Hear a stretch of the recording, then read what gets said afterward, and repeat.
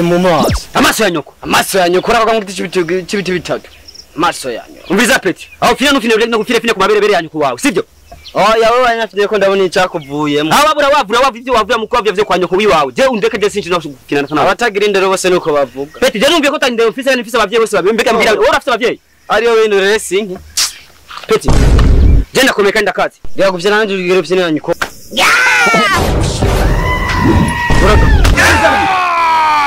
Kubita so wawe suna nyoko wawe afide mu kivunga vunga mu bisenyo kari mu gasho urakanyokurwa ko suna kuba bari bari mu bitokitoke beko urabasambara nyoko naso bari kumara ko kana sambara mbeko mvise ko inkuru ko so wawe na nyoko ko basambara mu bitokitoke bakakuvyara mbewe haje wewe witwani ni babafashe umwe ndakubwire rero mbiye so wawe na nyoko wawe bereke bijya bintu batabigeje bijya bintu bazofa nabi nyoko naso mbona aho babigije ari kure mbeko babigeje kure ko twateye imbere mwe mwamfanye na so wawe wanza bavuze kugita umviriza navyishingeye kuvugana na wewe rero mbiye so wawe gabanye bujya mu mara imbwa nkawe wovugana nanje mbere ko so wawe bamusangire mu bitokitoke nakare kanyabeza byageze gute yari umwana wase mbe makuru atayeje kuroga yaroze suna nyoko nibo batagira indero kuko mbona bagendana imishatsi mbeko numva mushiki wawe yavyaye ku muzungu umugabo bakaseruka umwana w'imirabure byagenze gute oya ni nyoka yari yamuteye inda ni se mama ndena mama wawe sico kimwe ko mama wawe ndai ko bimurika kati kimiliki wacu oya nyoko ni bamufasha kasambana n'abatama bubu abakata ko sambana n'abatama masambaye n'abandi ko so babasambana n'abana bakiri bato naho zomufata ingiriza nabiro vyishine kuvuga nawe numubwire nyoko na so wawe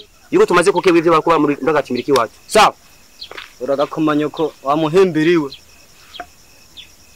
umuhimbiri soko wawe ino hari umuhimbiri yavyevye na nkabitumba je nawe ninda tumva je ndashobora kubwira kintu tumva kimwe kutana kimwe bingahe n'umunani biri kutana bibindi bingahe bitanu hagati yawe na je nawe na so wawe na nyoko wawe ndafise ubwenge abi bacu ni bangahe abo nyene batatu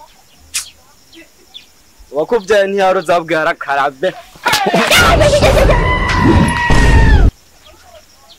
sha ivyavuze biratashe nazo urabuze genze kumena oya igiogera ngaho wedogo sinokure kuko